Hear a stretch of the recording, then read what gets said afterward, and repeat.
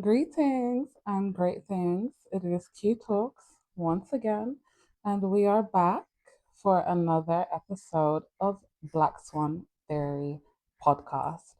Today is episode number 11, and today's episode title is The Identity Crisis After Survival Mode. So, kind of like the previous video, I do have my notes, but I'm going to try not to use them too much. I use them a little bit though, because I feel like I went a bit over the time that I wanted in the previous video. So, welcome back. How is everybody? How are you all doing? How are you feeling? If this is your first time watching me, let me know, comment below, and just welcome to my podcast. This topic is something that I felt very like this resonates with me so much because I think this is the space that I actually am in right now or have just stepped out of. And this is what we're going to discuss here is how no one talks about what happens after survival mode ends, right? So, going back to the black swan analogy, right? And what it means to be a black swan, this community that I've created here. This community is for those like myself who have overcome a lot, dealt with a lot, faced a lot, and done most of that on their own, right? For those of us who have grown up early, not because we wanted to, but because we had to, we had no other choice. For those of us who have had to be stronger than we even knew was ever possible, right? So in my previous episodes, I've talked about, things like having to grow up early and all of these things and how they affect you. But today we're going to talk about what happens when the survival mode ends. Okay?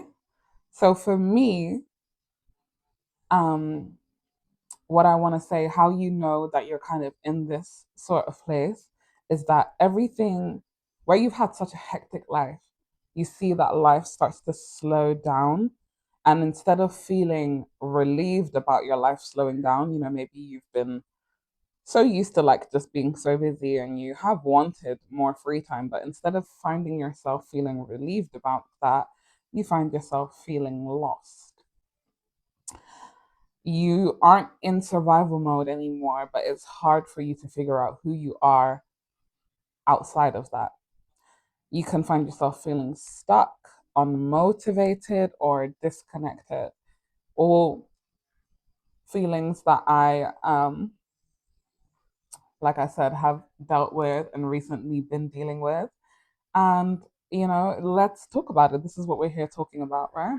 So, these feelings, these thoughts can look like having a lack of direction or motivation, feeling empty or feeling confused, not recognizing yourself without stress or urgency, and struggling to enjoy peace. Now, it's so important that we talk about these things here because not only does this relate to when you've had a difficult childhood, a childhood that automatically placed you in survival mode, and what it's like to unlearn that and unlearn those patterns now that you have more control and autonomy over your own life. But these things also relate to just coming out of a certain type of um, dynamic. Sorry, I'm speaking fast. I have my matcha today, so I'm booted up. But to give you an example of this, when you leave a job, right? Or you leave a certain circumstance, maybe a household, maybe you used to live with your family and you were always in survival mode, or you were at this job and this job forced you to be, to have to give out more of yourself than was sustainable. When you leave these environments, when you leave these environments that had you operating in a high stress um, capacity, oftentimes the transition out of that is something that not a lot of people talk about. Because when you've been operating a certain type of way for a long time, right, and you're used to operating like that, but it's not healthy, What tends to happen when that ends is that you don't know what to do. You don't know how to operate or to move, not because you don't know what's good for you, but because you're not used to what's good for you. You're not used to rest. You're not used to peace. You're not used to space. You're not used to having time to breathe, time to think, time to feel, time to process. And what ends up happening is a lot of what you were unable to process because of being in such a high. Sorry, I annoyingly ran out of storage, but back to what I was saying. When you're not used to being at peace, right? When you're not used to not having to survive, it can do a number on you because you don't know how to just be. It can do a number on you because everything that you were suppressing in an attempt to survive, in an attempt to keep, putting out the energy that you were putting out or doing whatever it is that you were doing on a day to day basis while you were in survival mode. When you come out of that or when that ends, everything that you were suppressing suddenly comes to the surface, right? It suddenly comes forward. And this is where these feelings of exhaustion, deep exhaustion and fatigue can come from, where it feels like it doesn't matter if you're not doing anything, or it doesn't matter if you're sleeping 9 hours, 10 hours, you're waking up and you're still exhausted. You're finding yourself still feeling unmotivated, right? This is not something to judge yourself about. This is something to understand why it's happening. It's happening because you've never been allowed or allowed yourself to feel like that. Being in a survival mode for a lot of us, myself included, it gave us a sense of identity and purpose, right? We were used to reacting, not choosing. And our nervous system has to adjust to a sense of calm. When the survival ends, you now have to meet yourself again without pressure. For me, when I stopped working, Um, I have like two examples, like I said, because I can relate it to my childhood and coming out of that. But I'm gonna give the most kind of recent, clear example that I feel like people can relate to as well. When I left my job, which I have one or two videos, I'm pretty sure, on my YouTube, if you scroll further back, about leaving that job. Some of those videos are in my Black Swan diaries. So when I left my job, when I stopped working full time, and I decided to step away from that because I knew that it was no longer working for me, it wasn't sustainable, and I was no longer able to keep operating in this survival mode, I found that after I left my job, a week, 2 weeks, 3 weeks, 4 weeks, a month, 2 months after I left my job, I was still exhausted. And that shocked me because I thought to myself, okay, I'm not waking up. I'm not having to commute to the office, right? I'm not having to get up at this time, log on, use my brain all day, and then, log off. I'm not having to do the traveling back and forth from home. So I thought I will get my energy. I will feel motivated. I will feel like, free to do what I want to do. But no, instead, my body now finally felt able to rest. And because my body now finally felt able to rest, it was showing me how tired I actually was. Tiredness, exhaustion that I was masking in order to survive, right? So that's me trying to give you an example of what can happen when you switch from one state to another state. Oftentimes, we have these expectations and ideas of ourselves.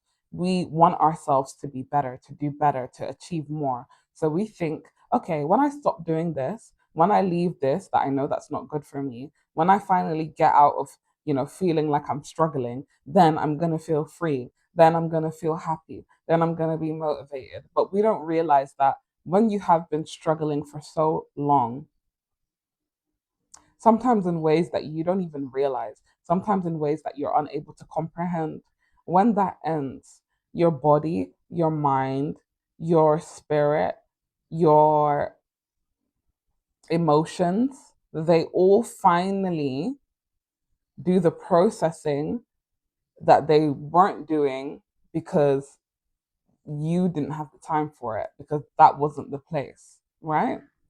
And it's not easy. It's not easy when you suddenly find yourself having to go through that, which is a different level of exhaustion. It's a different level of feeling like you're now surviving because you're thinking, hold on, I've stopped doing this, but now I don't have the energy for the things that I do want to do. Why is that? What's wrong with me? There's nothing wrong with you. You're processing. You're processing what you were unable to process. And that processing is very, very important because everything must come to the surface in one way or another. So, one thing that can also happen when this happens is that you start to feel like you miss that old version of yourself, because I was going through this for a long while, and I was talking to one of my friends about this. It's like there was this old version of myself who just got up and did things without thinking, who just kept going and going, whose to-do list would never end. Even when my to-do list ended, I'd be like, okay, so what's next? What else can I do, right? And that version of me, while they might have been high achieving, that version of me was not connected with myself. That version of me was going and going and going and going onwards and forwards, pressing on, because it was like if I wasn't doing that, I didn't know what I was doing, or I felt like I was wasting my own time. I didn't know how to rest. I didn't allow myself to rest. I didn't have time for my own feelings. All I knew was that I had to get things done. Nobody else is going to do it for me. Ain't nobody going to help me. So let's keep going. Right. And now, this version of myself that sometimes doesn't have the energy, that sometimes doesn't want to do anything, that might have a full to do list, only do one or two things on there and be like, that was enough. This version of myself has some judgment of, like, me being like this, especially when that older version of myself wouldn't even move like this, wouldn't even stop, wouldn't even take breaks, would just keep going. So I found myself thinking, like, what's wrong with me now? Like, am I declining as a person? Am I becoming lazy? Am I losing my ambition, my drive, my inspiration? Because why am I not charging forward in the same way that I used to?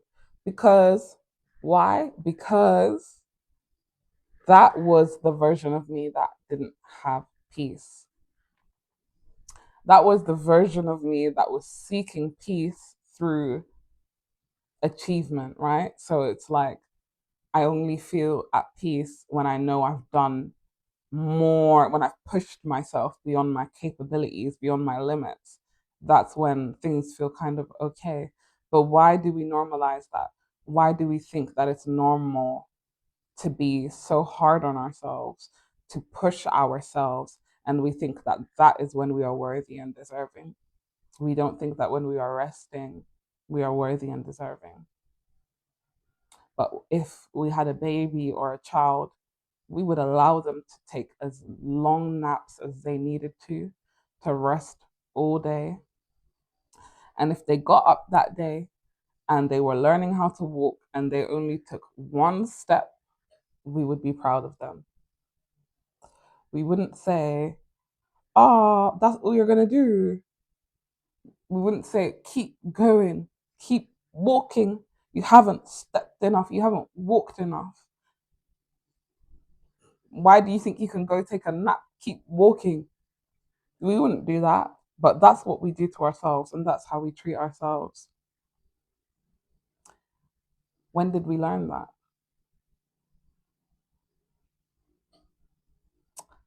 When did we learn that? And why did we learn that?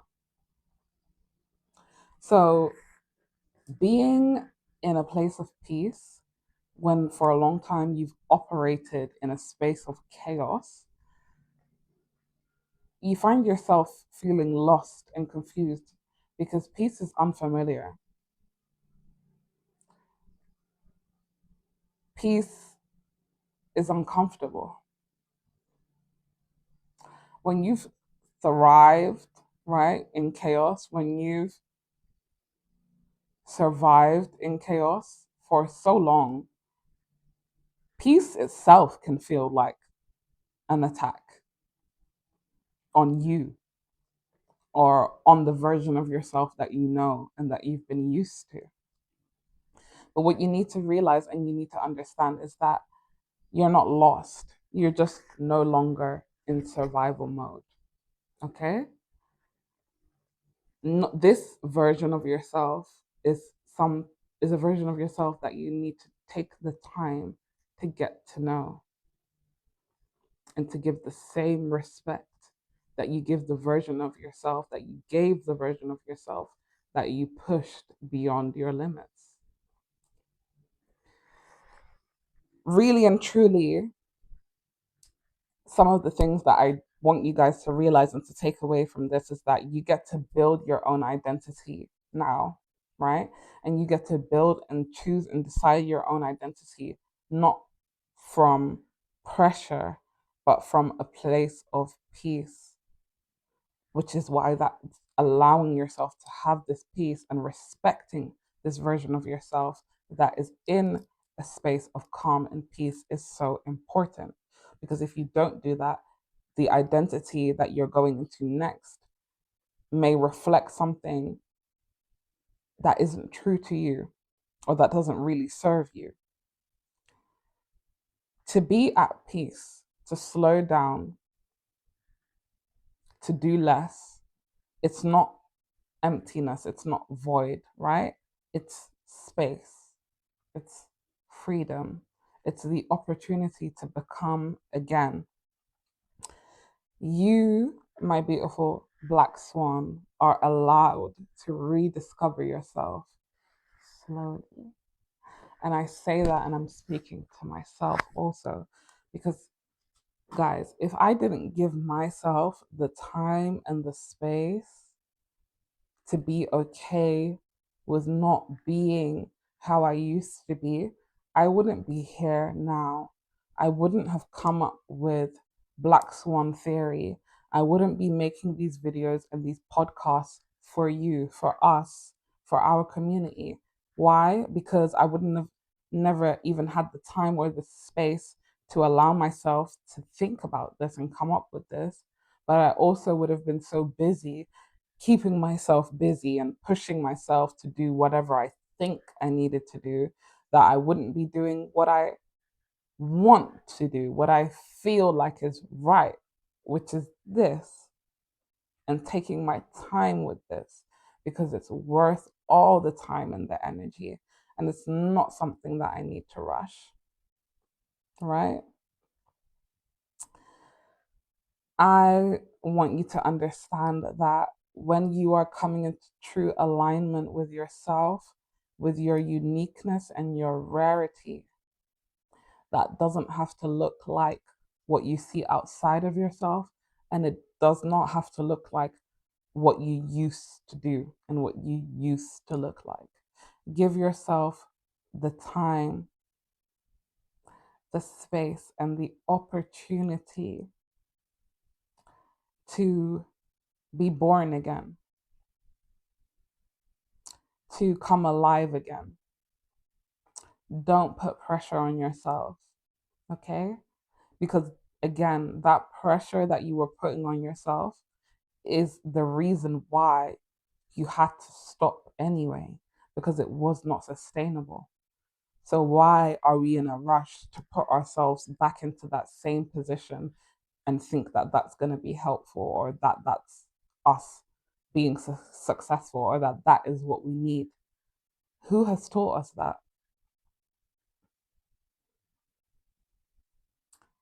I think that the more we allow ourselves to be, the more we will honestly recognize how we can best contribute to this whole thing that we've got going on, this whole thing called life and the world.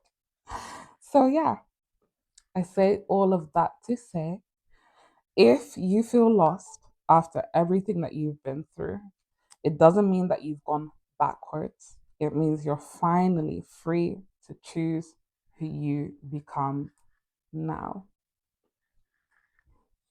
And what a gift that is.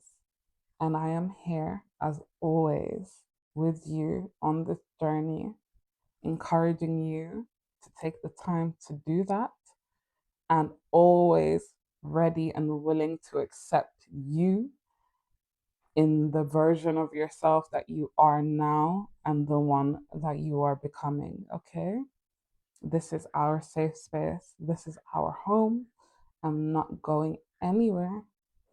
I would love to hear your thoughts as always below. If you resonate with this, if you can relate to this, if you have experienced this, because like I said, I've pretty much just come out of that place, just crept my toe out of that space. So, yeah, I can't wait to see you in the next episode. Share this with anybody who you feel like might relate. Let them know it's okay to take their time. And I'll see you in the next one. Bye bye.